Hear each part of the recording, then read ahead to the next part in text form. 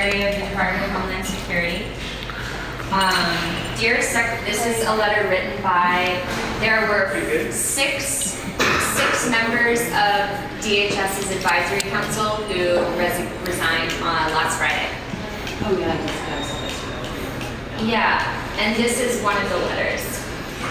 She says, Dear Secretary Gilson, I have joined today with others in a separate letter of resignation from the Department of Homeland Security Advisory Council, and am writing to add some further comments now.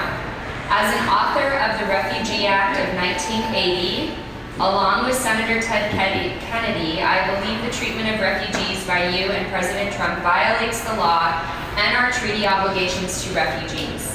The 1980 Act created a framework for the admission of refugees, which it viewed as an integral and important part of U.S. policy. The Act was adopted against the background of the Holocaust, in which the U.S. took only a tiny handful of refugees from the Nazis, leaving untold numbers to perish at their hands. The Act was intended to prevent any repetition of that. It was also passed in response to the massive exodus of boat people from Vietnam. There was a time that the U.S. welcomed refugees. We readily accepted and absorbed more than 600,000 refugees from Cuba, 750,000 refugees from Vietnam, and more than 100,000 Jews from the Soviet Union.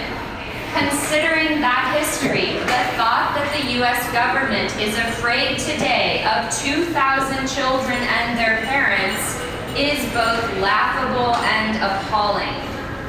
Under your administration and that of Donald Trump's, DHS has been transformed into an agency that is making war on immigrants and refugees.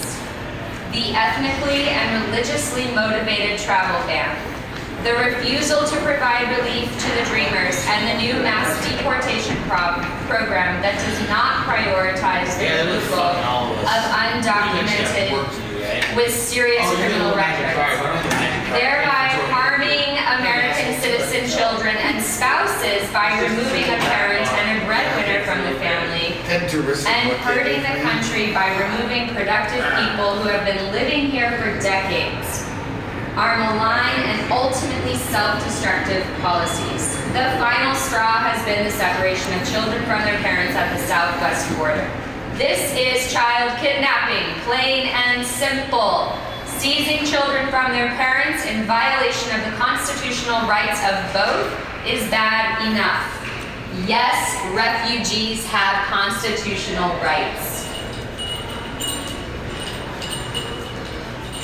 It's also mentally harmful to the children and infinitely painful to both the parents and children. Doing so without creating proper records to enable family reunification shows utter depravity on the part of the government officials involved. Although it is I who am resigning in protest against these policies, it is you who should be tendering your resignation instead. Sincerely, Elizabeth Holtzman. This was a member of the DHS Advisory Council. She and 6 others resigned for those reasons. On Friday. Are you reading something? It's the best. Can you send that to me? Oh, cool. Sure. I thought maybe you did the Justice for Lottery's I posted it on Facebook. How would you like me to send it to you? Hey, screw you. Will you get my cat sign right there? Will you get that sign?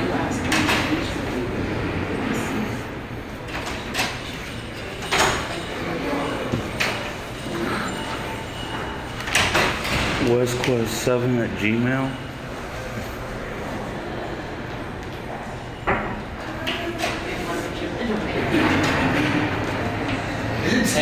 What is it? WestQuest7@gmail. WestQuest. Yeah, WestQuest. Okay. 7. You're not so bad. Everybody was It's not like we're fucking scratching with the wall and stuff. Garbage. Just gotta stand up.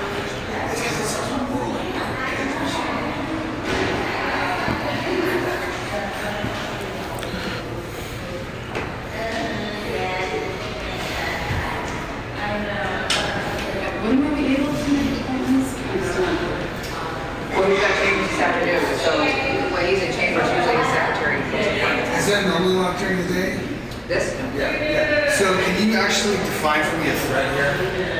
I don't declare whether it's either or not. Whoever locked this door, Can it you was Dorothy. contact your supervisor and ask them what That's correct. can you ask them what the threat has determined? Who, Dorothy? The one that's having talking to you? I guess, yeah. Ask them what threat they determined here is what he says.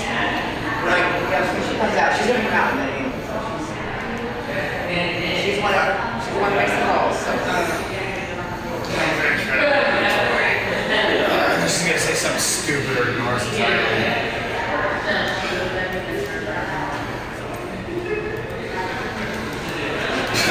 You guys both know there's no threat here. You can be fucking better spending your time elsewhere in the building doing other stuff. It's ridiculous, huh? But you get paid, whatever. Two femmes, one tough guy in the training. What are you gonna do?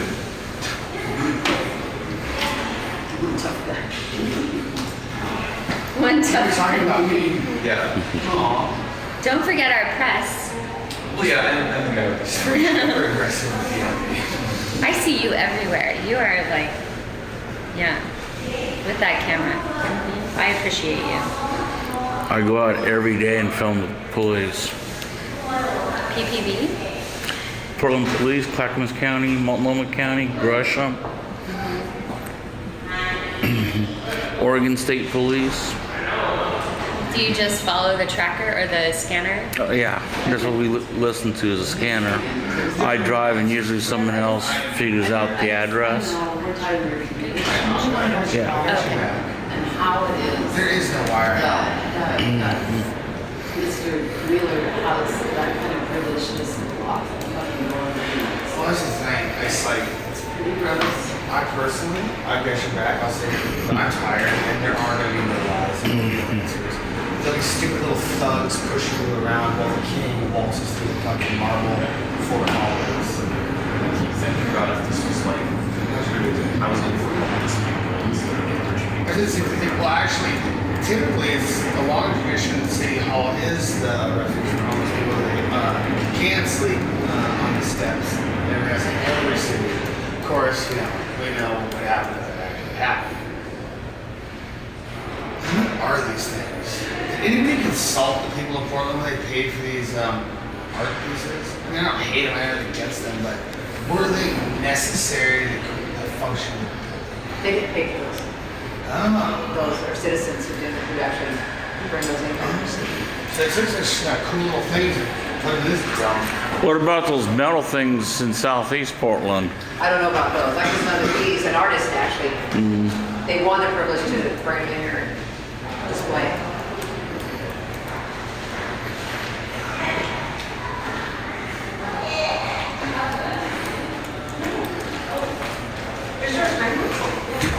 Doors are locked, Timeline document. but I'm sure you're gonna be able to waltz right in, right? Yep. Bring in the car. Now's the time, rush the doors! Out of the JTTF! Portland, out of the JTTF! Mr. Ted motherfucking Wheeler, what was that? Carl's Jr.? That punk ass. One of these days, like this country's fracturing, right? One of these days, there will be bread lines, there will be rioting. There already are. There already There are. already is. But there's gonna be so many, so intense will be the fracture, the complete collapse. It will be blatantly obvious to even the most uninitiated person in the whole thing. And that's when we just won't play this fucking game. We will just throw a brick through the window and drag him into the street. Sounds like anarchy to me. Sounds beautiful.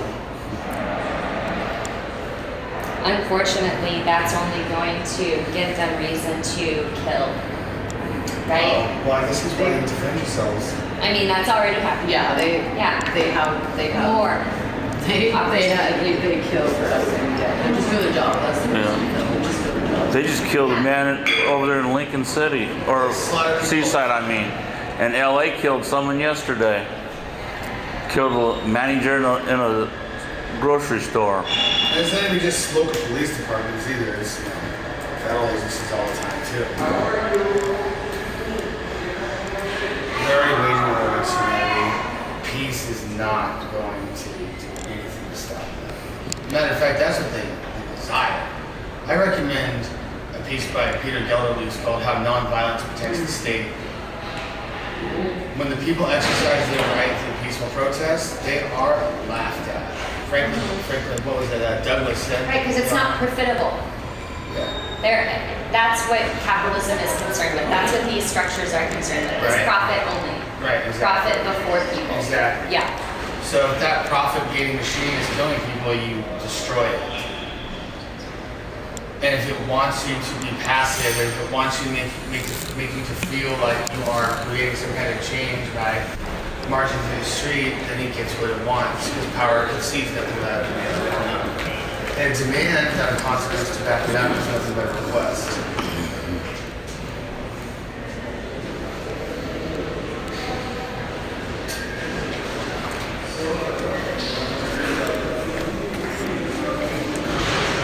Hey, here they come. Oh shit. I gotta head out. Yeah, I gotta go. I can't afford it.